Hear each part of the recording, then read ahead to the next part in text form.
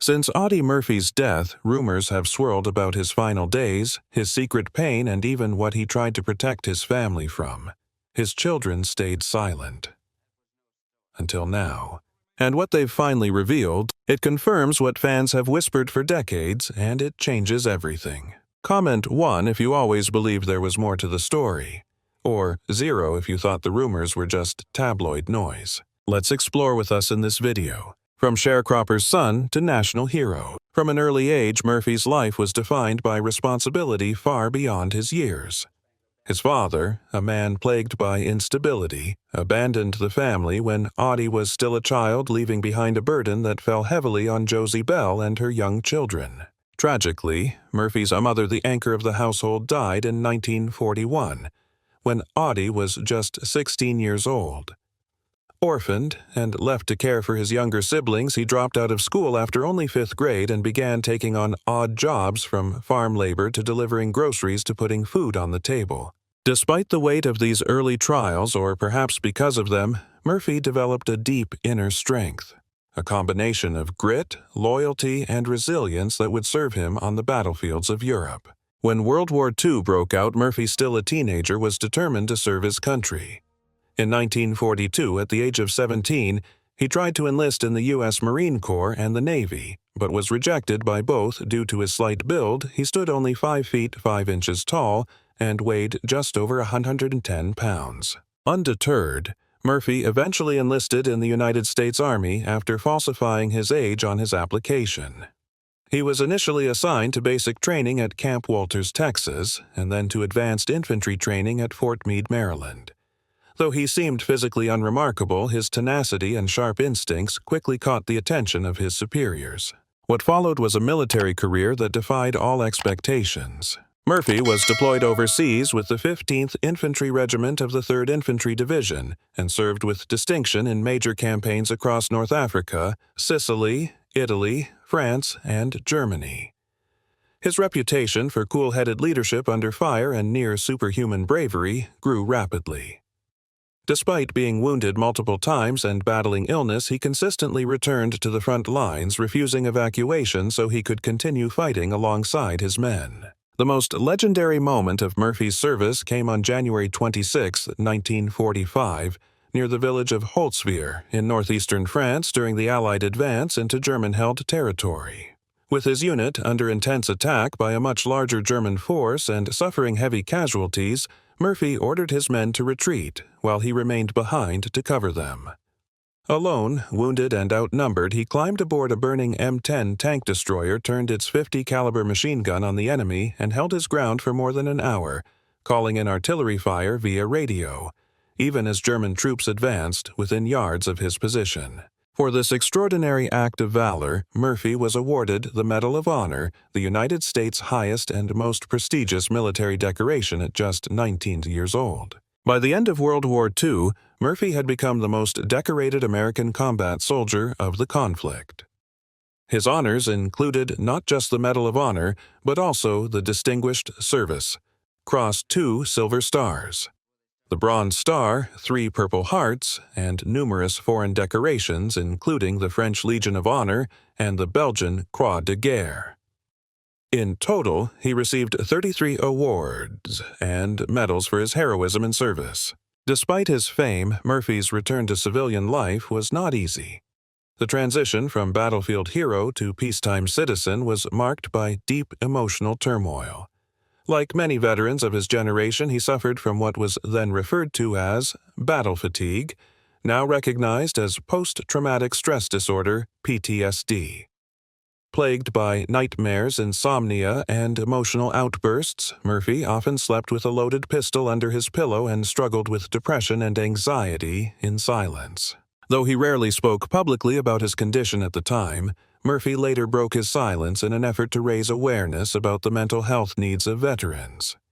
In doing so, he became one of the first public figures to openly discuss PTSD, advocating for compassion, understanding, and support for those returning from war with invisible wounds. In an unexpected turn, Murphy also embarked on a successful Hollywood career. After surviving the horrors of war, most men would retreat, but not Audie. He stepped into another battlefield, Hollywood, and once again he became a star, this time on the silver screen. But nothing is impossible. Audie Murphy dies in tragic plane crash. May 28, 1971 shook the aviation world. A twin-engine Aero Commander 680 aircraft slammed into Brush Mountain, taking the life of America's most decorated World War II hero. The Audie Murphy plane crash happened around 11:08 a.m. Eastern Standard Time. The aircraft hit the mountainside roughly 14 nautical miles northwest of Roanoke, Virginia. Searchers found the crash site about 400 feet below the mountain's 356-foot summit. Murphy was 45 years old when he died from injuries in the violent aircraft collision. The Aero Commander 680 flew through dangerous weather with rain clouds, fog, and zero visibility. These deadly conditions led the plane to hit trees before crashing into the heavily wooded mountain terrain. The aircraft never made it to its planned destination of Martinsville, Virginia. Friends got word that the flight changed course to Roanoke. Later that day, authorities realized the aircraft was missing and started searching. Search teams didn't find the wreckage until May 31, 1971, Memorial Day, 3 days after the crash. The National Transportation Safety Board's investigation revealed some hard truths. Their findings showed the likely cause was the pilot's attempt to continue visual flight into adverse weather conditions at an altitude too low to clear the mountainous terrain. The investigation also found that the pilot attempted to continue flight into instrument weather conditions which were beyond his operational capabilities. The flight began in Atlanta that morning, chartered for business to Martinsville, Virginia, about 50 miles from the crash site. Fire destroyed the aircraft after the collision. The crash scene told a grim story. Murphy's body and 2 others had been thrown uphill from the main site. 3 more bodies remained in the badly burned cabin. Murphy's remains were laid to rest with full military honors at Arlington National Cemetery on June 7, 1971. His funeral drew many notable figures, including UN Ambassador George H.W. Bush, Army Chief of Staff William Westmoreland, and veterans from the 3rd Infantry Division, who died in the plane crash with Audie Murphy. 5 others lost their lives with Murphy in this tragic crash. Herman Butler. El Paso's pilot had a private license with over 8,000 flying hours but no instrument rating. Despite his experience, Butler had logged just 6 hours in the Aero Commander aircraft. Claude Crosby, Modular Management Company's president from Charlotte, North Carolina. Jack Littleton, Lenoir Corporation Secretary-Treasurer from Fort Collins, Colorado. Raymond Pater. Some reports use Prater, a Chattanooga lawyer representing Modular Management. Kim Doty, Jack Littleton's business associate from Fort Carson, Colorado. Doty jumped on the flight at the last minute, catching company officials off guard during the search. Murphy's connection to these men came through his role as director of Colorado Aviation's parent company Telestar Leisure Investments. Major newspapers like the New York Times and Los Angeles Times ran front-page stories about the crash and Murphy's death on June 1, 1971. This tragedy ended the life of a man who rose from poverty to become both a war hero and Hollywood star. Murphy's last years were marked by money troubles. He had lost his fortune through gambling and bad investments, leaving him struggling financially when he died. His children later addressed the rumors that sprung up around his death because of these financial issues. Murphy's heroism cemented his legacy. Audie Murphy's extraordinary battlefield courage made him a legend among his fellow soldiers well before his plane crash became part of American history. His military service stands as one of the most remarkable stories of World War II heroism. Military historians still marvel at his acts of valor today. The story of America's highest military decoration began in eastern France on January 26, 1945. Audie Murphy, a 19-year-old first lieutenant, commanded Company B of the 15th Infantry Regiment, 3rd Infantry Division. He faced a massive German assault near the village of Holzweier. German forces advanced with 6 tanks and waves of infantry. Murphy told his men to retreat to defensive positions in the woods. He stayed behind at his command post. The field telephone died, so Murphy climbed on top of a burning M10 tank destroyer that could blow up any second. The vehicle had a .50 caliber machine gun and left him completely exposed to enemy fire. Murphy directed artillery fire through his field radio from this dangerous spot. He used the machine gun to stop the German infantry advance at the same time. He stood alone against roughly 250 German soldiers and their tanks for almost an hour. A leg wound didn't stop him. He kept fighting until his ammunition ran out. Only then did he return to his company. He refused medical help and rallied his men for a counterattack that drove the Germans back. Murphy's Medal of Honor action happened during the Allied push to eliminate the Colmar Pocket, a German-held salient in the Alsace region. American forces faced one of their toughest winter campaigns on the Western Front in this battle. The temperature stayed near zero that January morning. The 3rd Infantry Division moved toward the Rhine River through snow-covered ground. The snow made movement tough and offered little cover from enemy eyes. Murphy's amazing stand at Holtzwihr turned the tide in this part of the battlefield.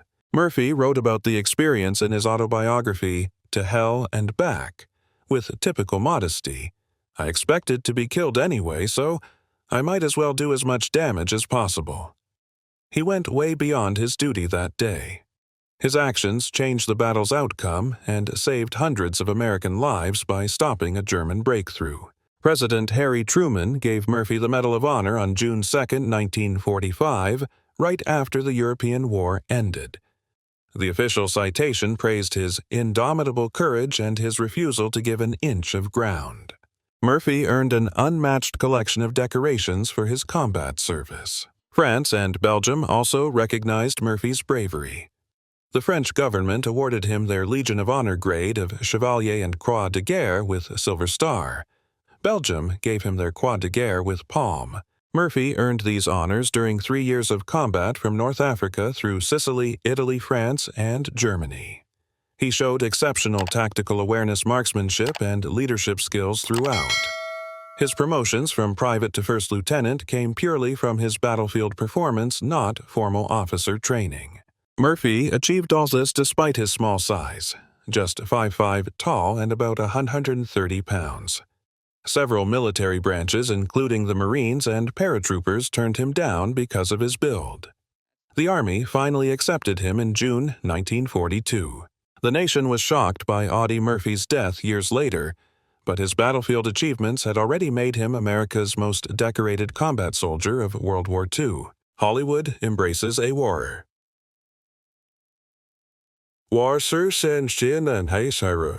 Long before the tragic plane crash, Audie Murphy had already fought a different kind of battle, in Hollywood. America's most celebrated soldier caught James Cagney's attention when his face appeared on Life magazine's cover after World War II. The prominent actor saw star potential in the young veteran. The young veteran's path from soldier to actor wasn't easy. Cagney got quite a shock when he first met Murphy.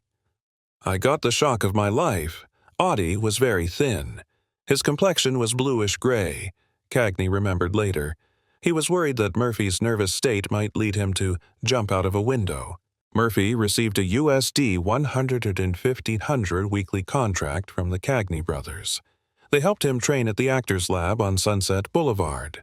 He learned voice techniques judo and worked with choreographer John Boyle, who had trained Cagney for Yankee Doodle Dandy.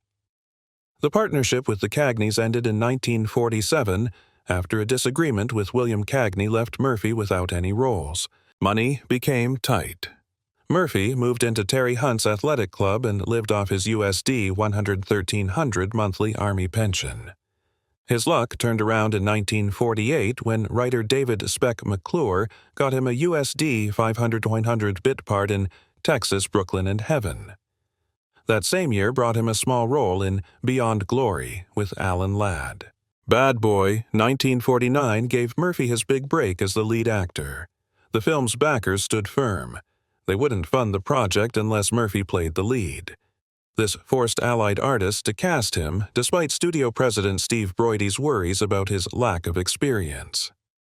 The success led Universal Studios to sign Murphy for 7 years at USD $500,000 weekly. Murphy's Hollywood journey lasted 21 years, with 44 films, and he starred in 39 of them. His first Universal film cast him as Billy the Kid in The Kid from Texas, 1950. He went on to play Jesse James in Kansas Raiders, and worked with his then-wife Wanda Hendricks in Sierra. John Huston's The Red Badge of Courage, 1951, elevated Murphy's standing. Critics called it his finest performance. The film adapted Stephen Crane's famous novel. Westerns made up 3/4 of Murphy's work. Motion picture exhibitors named him America's favorite Western actor in 1955. His natural, understated style made his characters believable. His small frame, combined with his real-life hero status, worked well for both vulnerable scenes and action sequences. Murphy's talents extended beyond acting. He wrote songs and poetry including The Crosses Grow on Anzio, which appeared in To Hell and Back.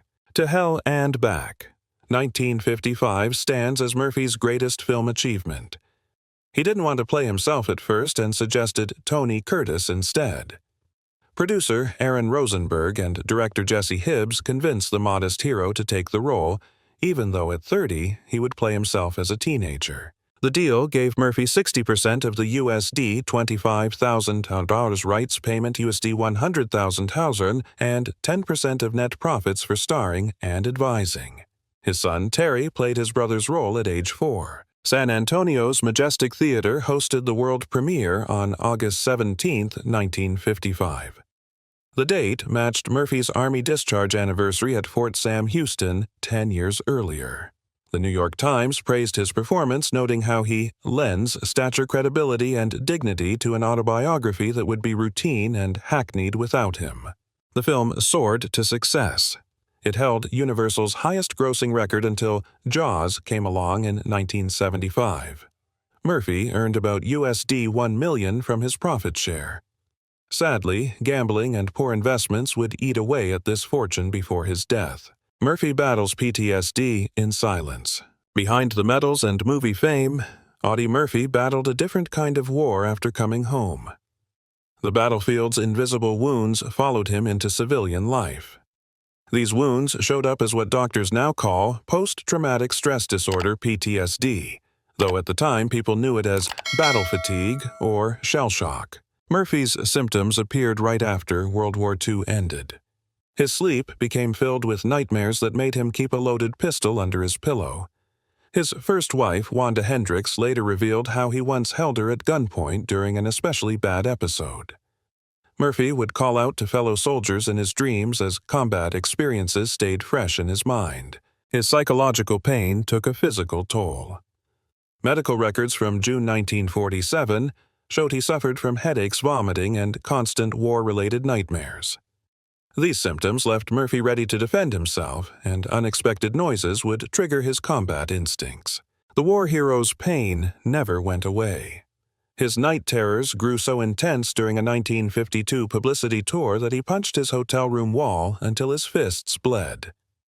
On VE Day in Cannes, France, while celebration sounds filled the streets below, Murphy wrote about feeling vague irritation and mixed emotions. I want company, and I want to be alone. I want to talk, and I want to be silent. Sleep became so hard that Murphy started depending on Placidil, a prescription sedative. By the mid-1960s, he realized his addiction and took drastic steps to break free. He spent a week alone in a hotel room and fought through withdrawal symptoms without medical help. His biographer David Smith explained, "It was a condition which at the time was little understood, and for the treatment of which there was almost no help available." Murphy broke with his generation's silence and spoke openly about his psychological battles when such topics remained taboo. He became one of the first well-known veterans to publicly acknowledge battle fatigue and used his fame to promote help for others who suffered quietly. He criticized the government's treatment of veterans' mental health directly. After the war, they took Army dogs and rehabilitated them for civilian life. But they turned soldiers into civilians immediately and let them sink or swim. This powerful statement highlighted how little support returning service members received. Murphy's voice grew stronger during the Korean and Vietnam War periods. He asked the United States government to study how combat experiences affected soldiers emotionally. He also pushed for expanded health care benefits that covered PTSD and other mental health issues affecting veterans. His openness helped reduce the stigma around military mental health. Though Murphy received little help for his own post-war stress, his courage to share his story shaped later discussions about combat trauma. The crash that took Murphy's life in 1971 led to lasting change.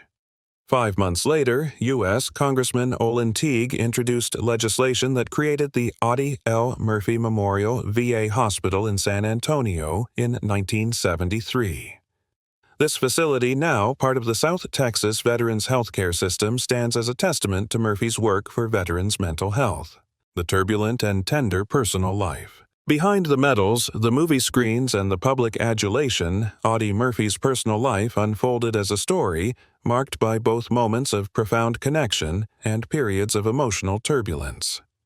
Just as the battlefield had shaped his sense of duty and resilience, so too did it leave behind deep scars that complicated his search for peace and stability in civilian life. In 1949, at the height of his fame, Murphy married Wanda Hendricks, a talented and rising Hollywood actress known for her performances in films like Ride the Pink Horse and The Admiral Was a Lady.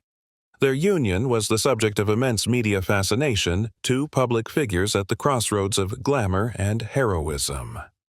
Murphy, already a national icon as one of the most decorated American soldiers in World War II, and Hendricks, a rising star in the golden age of cinema, were considered a power couple by the tabloids of the time. However, the reality of their marriage was far more complicated than the headlines suggested.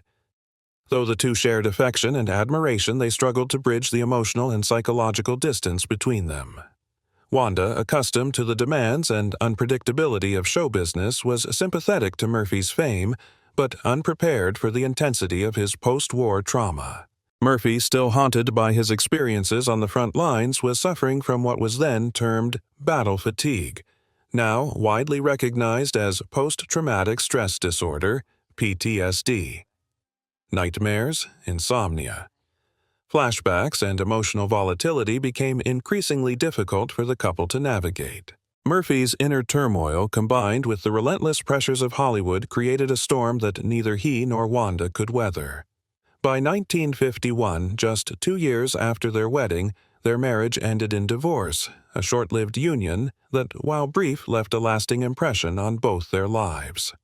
The dissolution of their marriage was not just a personal failure for Murphy, but a painful reminder that heroism in war did not guarantee peace in civilian life. Yet, almost as if seeking refuge from the chaos, Murphy remarried just 4 days after the finalization of his divorce. On April 23, 1951, he wed Pamela Opal Lee Archer, a former airline stewardess. Unlike his first marriage, which had been lived largely in the public eye, this new relationship was quieter, more grounded, and offered Murphy the domestic stability he had long yearned for. Pamela, with her calm disposition and gentle strength, represented something that had eluded him since his childhood, a sense of home. Pamela and Audie quickly settled into married life, and their bond deepened over the years.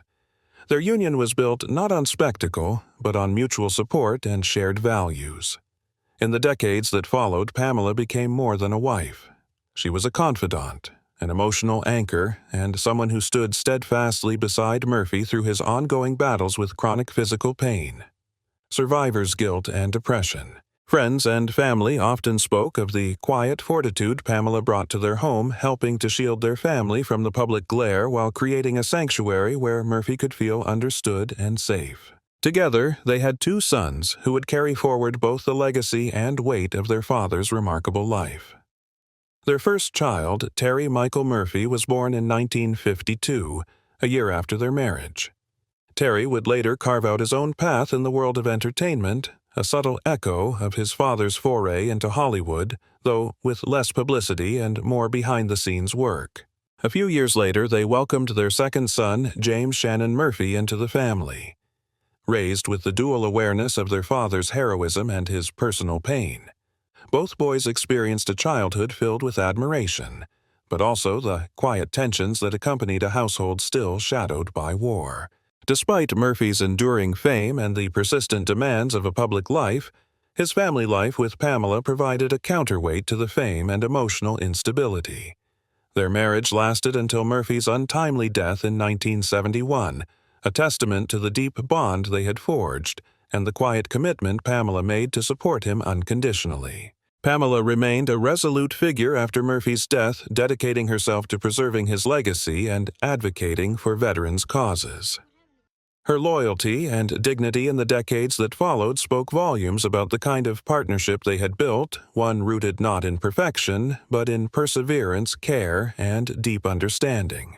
In the grand arc of Audie Murphy's life, a journey filled with extraordinary heroism, cinematic stardom, and emotional reckoning, it was his family, especially Pamela, that gave him his greatest chance at normalcy and healing. In a world that so often defined him by medals and movie roles, it was at home with his wife and children that he sought and occasionally found the peace that had eluded him since the war. And then there was the mystery, a silence, a series of unanswered questions that lingered long after his death. What really happened in those final years? Audie Murphy's sons break their silence. Audie Murphy's children stayed away from public attention for more than 20 years after his tragic plane crash. They chose to mourn their father's death privately. The sons of America's most decorated World War II hero finally spoke up about persistent rumors of their father's death after 2 decades.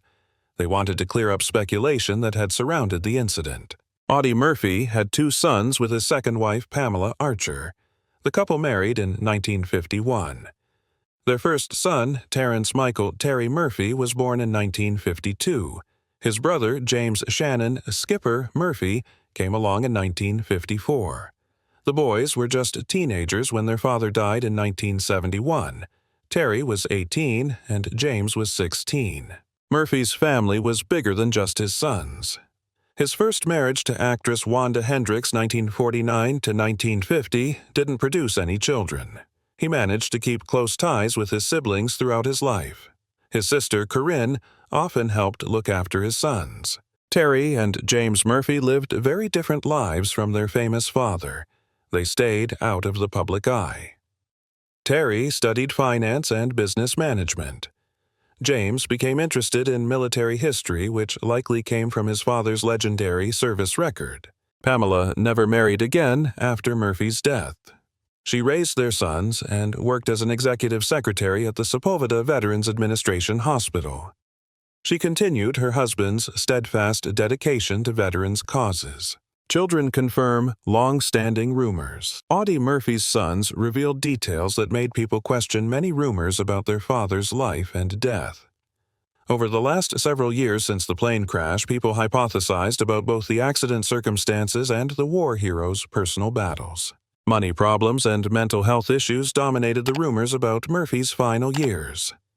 After he filed for bankruptcy in 1968, stories spread about his desperate need for money that led to risky business deals.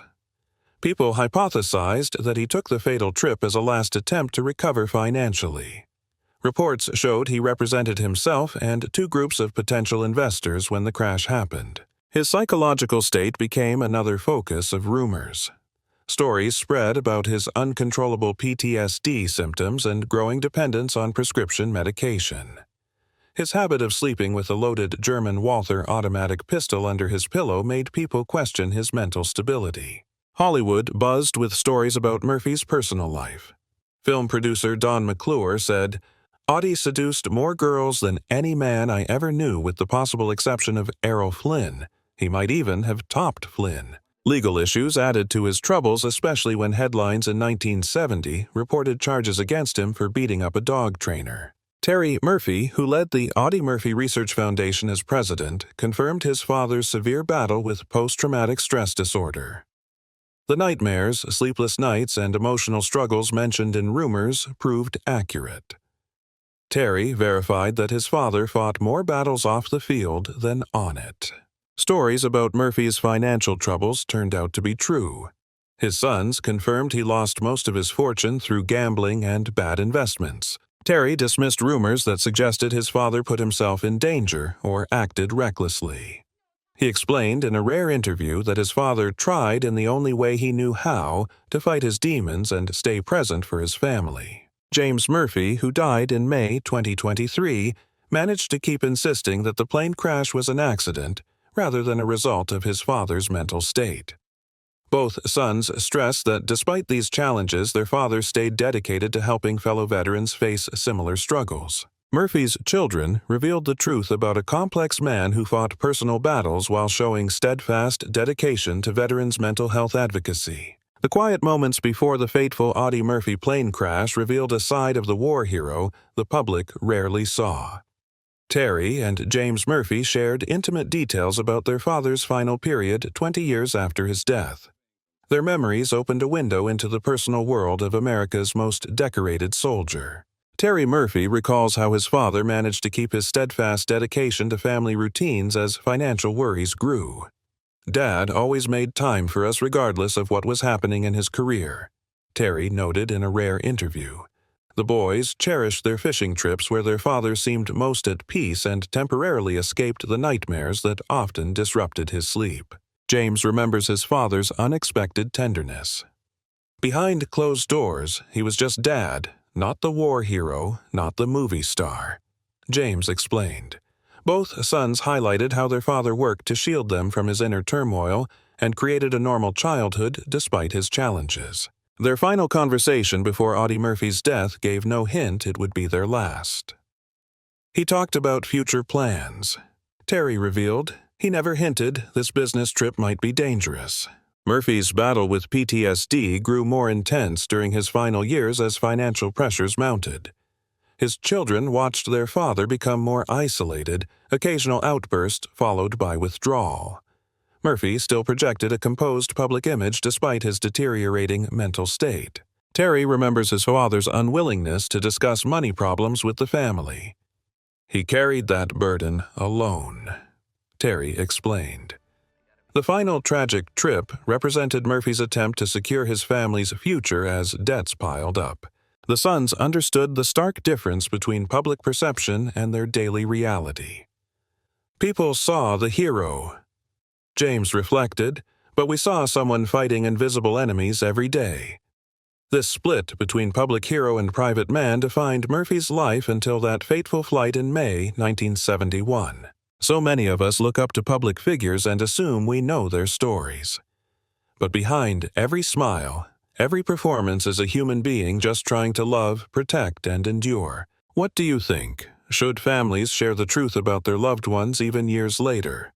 Or are some stories better left sacred? Tell us in the comments.